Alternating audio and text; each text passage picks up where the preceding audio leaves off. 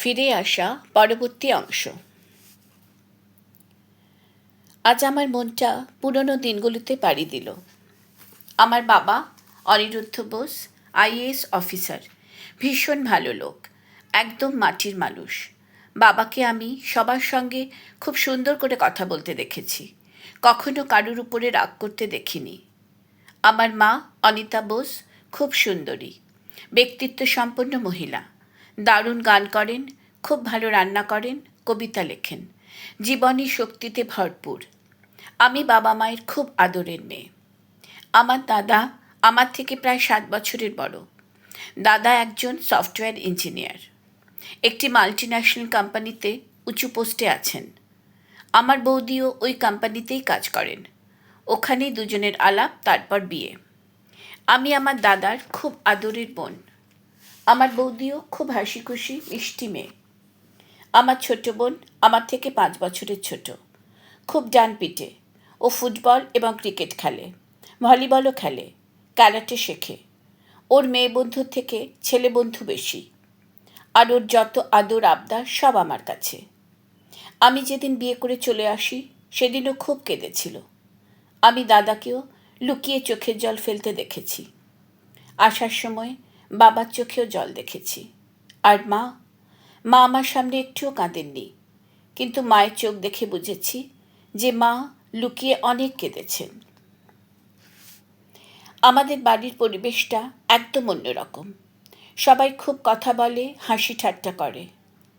আর এ বাড়িতে সবাই খুব কম কথা বলে, খুব এটিকেট মেনে চলে। আমিও এ বাড়িতে এসে একদম চুপ হয়ে গেছি। মানুষটা তো প্রথম রাতেই আমাকে একদম চুপ করিয়ে দিয়েছে। এ বাড়িতে আমার ভাসুর, যাকে আমরা ভাইয়া বলি, উনি একটু কথা বলেন। আমার শ্বশুরমশাই খুব চুপচাপ, কিন্তু মুখে একটা হাসি সব সময় রয়েছে, যার জন্যে ওনাকে কিছু অ্যাপ্রোচ করতে অসুবিধা হয় না। আমার শাশুড়ি মা খুব আস্তে কিন্তু খুব মিষ্টি করে কথা বলেন। উনি একটা এনজিওর সঙ্গে যুক্ত। আমার শাশুড়ি মা খুব স্টাইলিশ, সবসময় যথাযথ পোশাকে থাকেন। এ বাড়িতে সবাই সবসময় ওয়েল ড্রেসডই থাকে, এটাই এ বাড়ির নিয়ম। হয়তো এটা ডিফেন্সেরই অলিখিত নিয়ম। আমিও সকাল থেকে সেজে গুজে ভালো শাড়ি পরে থাকি। হ্যাঁ, আমি শাড়িই পরি। আমার মনে হয় মেয়েদের নতুন বিয়ের পর শাড়িতেই খুব ভালো লাগে। আর আমি শাড়ি পরতে খুব ভালোবাসি। আমার যা আবার পাশ্চাত্য পোশাকই বেশি পছন্দ করে। আমার যাও আর্মি ব্যাকগ্রাউন্ড থেকে। জায়ের বাবাও আর্মির কর্নেল হয়ে রিটায়ার করেছেন। আমার যাকে মেজর ভাবি বলে ডাকে, আমিও। ভাবিকে আমার খুব ভালো লেগেছে। খুব শান্ত আর পোলাইট, খুব সুন্দর ছবি আঁকে। ভাবির একটা অয়েল পেন্টিং ডাইনিং রুমে রাখা আছে। ছবিটা খুব সুন্দর। একটি মেয়ে পিছন করে বসে আছে, খালি গায়ে শুধু এক টুকরো কাপড়। সামনে নদীর দিকে মুখ করে বসে আকাশের বুকে সূর্যাস্ত দেখছে। ছবিটা আমার দারুণ লেগেছে। ছবিটার নেপথ্যে কি একটা কষ্ট লুকানো আছে। আমি যখনই ডাইনিং টেবিলে খেতে বসি ওই ছবিটার দিকে তাকিয়ে থাকি। আজ হঠাৎ আমার ছোটবেলার 2 বন্ধু সৌম্য ও শুভ্রজ্যোতি কথা মনে পড়ল। ওরা দুজন আমার দারুণ ভালো বন্ধু ছিল। দুজনের মধ্যে সবসময় একটা প্রচ্ছন্ন প্রতিযোগিতা থাকতো, কে আমায় কার থেকে ভালো উপহার দেবে। আমার দারুণ মজা লাগতো। তখন আমরা ক্লাস 6-7-এ পড়ি। আমাকে নিয়ে ওদের দুজনের মধ্যেকার এই কম্পিটিশনের ব্যাপারটা আমি খুব উপভোগ করতাম। তারপর হঠাৎই আমরা সবাই একদিন বিচ্ছিন্ন হয়ে গেলাম। সৌম্য আর শুভ্রজ্যোতি কোথায় হারিয়ে গেল, কিন্তু ওদের আমি আজও ভুলিনি। কি জানি এখন কোথায় আছে ওরা। আর যাকে আমি সবচেয়ে বেশি মিস করি সে হলো আমার ছোটবেলার বন্ধু, বেস্ট ফ্রেন্ড মিঠু। মিঠু আর আমি দীর্ঘদিনের বন্ধু। জ্ঞান হওয়ার পর থেকে মিঠু আর আমি একসঙ্গে ছিলাম। ও আমাদের পাশের বাড়িতেই থাকতো। আমরা একই স্কুলে পড়তাম, একসঙ্গে স্কুলে যেতাম, একসঙ্গে ফিরতাম, সারাদিন দুজনে একসঙ্গে থাকতাম, পড়াশোনার সময়টুকু বাদ দিয়ে। আমরা বড় হয়েছি একসঙ্গে। স্কুল থেকে কলেজে গেছি, কলেজ থেকে ইউনিভার্সিটি। কত কত রাত দুজনে বারান্দায় বসে গল্প করে কাটিয়ে দিয়েছি। গত বছর মিঠুর বিয়ে হয়ে গেল। ও লন্ডন চলে গেল। ওর বর ওখানে চাকরি করে। আমার আজও মনে পড়ে মিঠু যেদিন লন্ডন চলে গেল, আমি সারা দিন সারা রাত কেঁদেছিলাম। মিঠু আমার বিয়েতে আসতে পারেনি, কারণ ও প্রেগনেন্ট ছিল। ও আমাকে আমার বিয়ের দিন ফোন করেছিল। লাঞ্চের জন্য নিচে নেমে এলাম। ডাইনিং টেবিলে এসে বসলাম। একা একা খেতে একদম ভালো লাগছে না। সামান্য কিছু খেয়ে উঠে পড়লাম। 1 কাপ ব্ল্যাক টি নিয়ে ড্রয়িং রুমে এসে বসলাম। মিউজিক সিস্টেমটা চালিয়ে গান শুনতে শুনতে কখন চোখ লেগে গেছে জানি না। মেজে চ্যাটার্জির ডাকে ঘুম ভেঙে গেল। গীতাঞ্জলি, এখানে কেন? রুমে গিয়ে বিশ্রাম করলে পারতে। তাড়াতাড়ি উঠে বসলাম। বললাম, গান শুনতে শুনতে কখন ঘুমিয়ে পড়েছি জানি না। মেজে চ্যাটার্জি আমার পাশের সোফায় এসে বসল। গীতাঞ্জলি, 1 কাপ কফি পেতে পারি?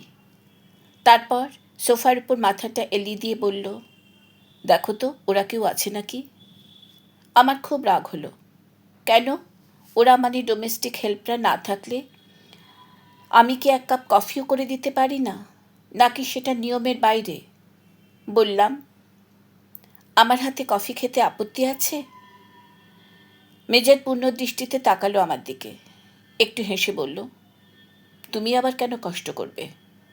আমি আবার বললাম, আর আমি যদি কষ্ট করতে চাই?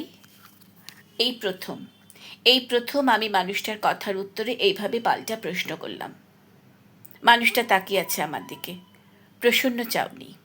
হাসি মুখে বলল, okay, that would be so nice of you. রান্নাঘরে এসে কফি বানানোর প্রস্তুতি নিলাম। এই প্রথম আমি ওর জন্য নিজের হাতে কিছু বানাচ্ছি। খুব যত্ন করে কফিটা বানালাম। নিজের জন্য বানালাম।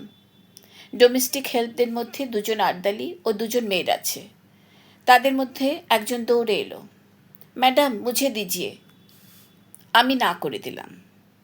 কফি নিয়ে ড্রয়িং রুমে এলাম। কফির কাপটা মেজর চ্যাটার্জির দিকে এগিয়ে দিলাম। থ্যাংক ইউ, একটু হেসে বলল মানুষটা। আমি আমার কফির কাপটা নিয়ে উল্টো দিকে সোফায় বসলাম। মেজর কফিতে চুমুক দিয়ে বলল, ওয়াও, গুড ওয়ান। আমি মৃদু হাসলাম। তারপর কফি খেতে খেতে জিজ্ঞাসা করলো, আমি লাঞ্চ করেছি কিনা। আমি সম্মতিসূচক মাথা নাড়লাম। সামনের টেবিলে একটা মোটা বই র্যাপ করে রাখা। মেজর চ্যাটার্জি কফি খেতে খেতে বইটা তুলে নিল। তারপর আমার দিকে বইটা এগিয়ে দিয়ে বলল, this is for you Gitanjali. আমি একটু অবাক হয়ে বইটা হাতে নিলাম। র্যাপিং পেপার সরিয়ে বইটা খুললাম। গীতবিতান। আনন্দে বিস্ময়ে আমার মন প্রাণ ভরে গেল। আমি খুব ইমোশনাল। আনন্দে দুঃখে সবেতেই চোখে জল এসে যায়। নিজেকে সংযত করলাম। ধরা গলায় বললাম, থ্যাংক ইউ, আমার জীবনের সবচেয়ে দামি উপহার। মেজর চ্যাটার্জি পূর্ণ দৃষ্টিতে দেখছে আমাকে। হেসে বলল, মাই প্লেজার। আমি রবীন্দ্রসঙ্গীত ভালোবাসি, রবীন্দ্রনাথকে ভালোবাসি। আমার কাছে এর থেকে বড় উপহার আর হয় না। এইভাবে মানুষটা বারবার আমার হৃদয় মন জয় করে নিচ্ছে, আর আমাকে বাধ্য করছে মানুষটাকে ভালোবাসতে, আরও ভালোবাসতে। গীতবিতানটা নিয়ে নিজের ঘরে এলাম। আমার বেডসাইড টেবিলে ল্যাম্পটার পাশে যত্ন করে রাখলাম। বুকের ভিতর খুশির বন্যা বইছে। এরা প্রবাসী বাঙালি।